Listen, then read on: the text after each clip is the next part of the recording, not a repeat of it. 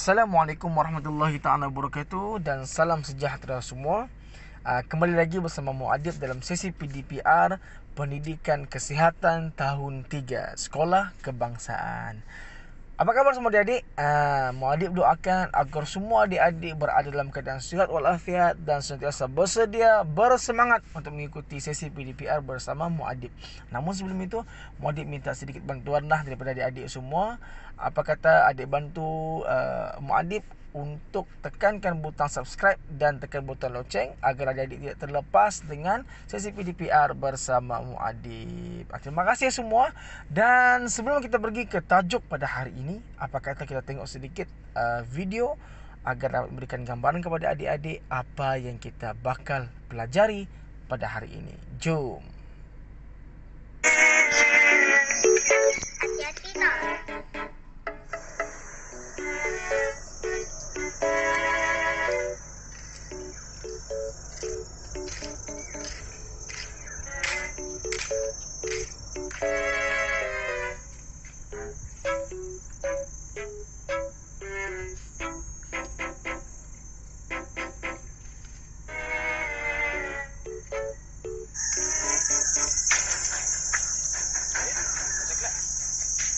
Abang nak cek saya kau?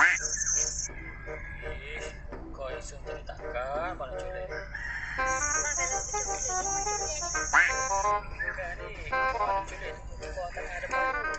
Abang badan saya dulu tak culik.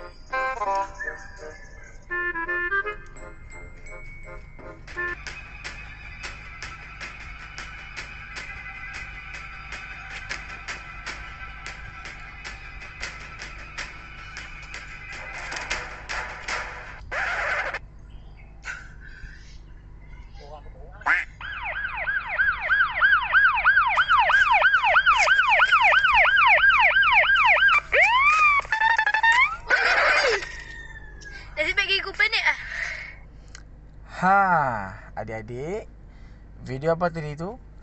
Itu video tentang adegan penculikan kanak-kanak. Adegan penculikan kanak-kanak. Orang yang kita nampak macam baik, tapi kita kena berhati-hati. Sebab kita tidak tahu apa yang berada dalam hati setiap manusia ini. So, hari ini kita akan belajar tentang apa dia? Tentang keselamatan. Betul. Waspada selalu. Waspada selalu muka surat 86. Terbalik pula. 86 buku teks kita. So, waspada selalu. Ancaman sekeliling ialah keadaan persekitaran yang boleh mendatangkan bahaya kepada diri sendiri. Yang boleh mendatangkan bahaya kepada diri sendiri. So maksudnya kita dalam keadaan yang boleh menimbulkan masalah pada diri sendiri dan bahaya kepada diri sendiri. Inilah keadaan ancaman yang berlaku. Okey. Dan lihat situasi di bawah yang boleh mengancam keselamatan diri kita. Diri kamulah. Situasi yang mengancam keselamatan diri. Ini yang tadi ni. Kita besarkan sedikit. Ini yang video tadi. Video apa ni? Gambar apa ni? Gambar budak-budak, kanak-kanak diberikan makanan. Kanak-kanak ni suka makan. Adik-adik pun suka makan kan? Suka makan coklat, suka makan gula-gula, suka makan keropok. Tapi hati-hati. Jangan ambil keropok, jangan ambil makanan daripada orang yang tidak dikenali. Tengok. Ancaman situasinya kita menerima pemberian daripada orang yang tidak dikenali. Maknanya di sini jangan ambil apa-apa barang daripada orang yang tidak dikenali. Takut-takut dia menjadi punca untuk melekakan kita. Akhirnya bila kita sudah leka, kita sudah lalai dengan makan-makan tadi, dia pun ambil kesempatan culik kita. Kasihan. Macam mana keadaan orang yang diculik tu? Sudahlah hilang daripada mak bapak. Sebab itu jangan mengambil pemberian daripada orang yang tidak dikenali. Macam tadi tu nampak muka abang tu baik. Muka abang tu baik dan dia sendiri mengaku baik. Dia bagi gula-gula dengan budak tadi. Lepas tu dia ambil kesempatan culik budak-budak tadi. Nasib baiklah tadi dia tak sempat nak culik. Kan? Jadi macam itulah. Yang seterusnya, yang kedua, bermain sendirian di taman permainan tanpa pengawasan ibu bapa. Ini hati-hati. Penculikan boleh berlaku dalam keadaan tidak ada orang di sekeliling. Dan yang kedua, kemalangan jiwa juga boleh berlaku jika tidak ada pengawasan ibu bapa. Sebab dalam keadaan taman permainan ni, kadang-kadang ada permainan yang memerlukan pengawasan ibu bapa. Kadang-kadang ada yang tidak perlulah kalau kita memang sudah mahir. Tapi pastikan bila adik-adik berada di taman permainan, kena ada pengawasan ibu bapa. So kita tidak tahu apa kemungkinan yang akan berlaku, dan ini boleh mengancam kita, mengancam keselamatan diri. Seterusnya, berjalan seorang diri di tempat sunyi. Macam tadi video tadi tu, adik tu dia jalan seorang-seorang di tempat sunyi. Jadi benda ni pun boleh berlaku, boleh mengancam keselamatan diri.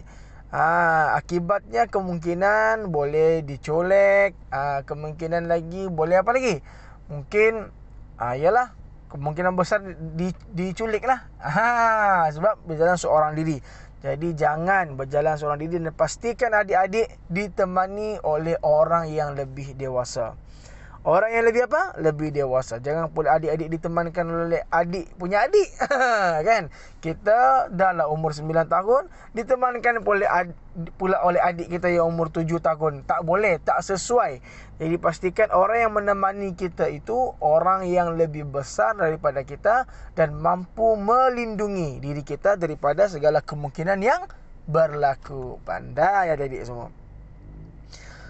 Yang ini pun, melayari internet tanpa pengawasan ibu bapa. Melayari internet tanpa pengawasan ibu bapa, ini juga bahaya. Ini juga bahaya. Adik-adik tahu tak?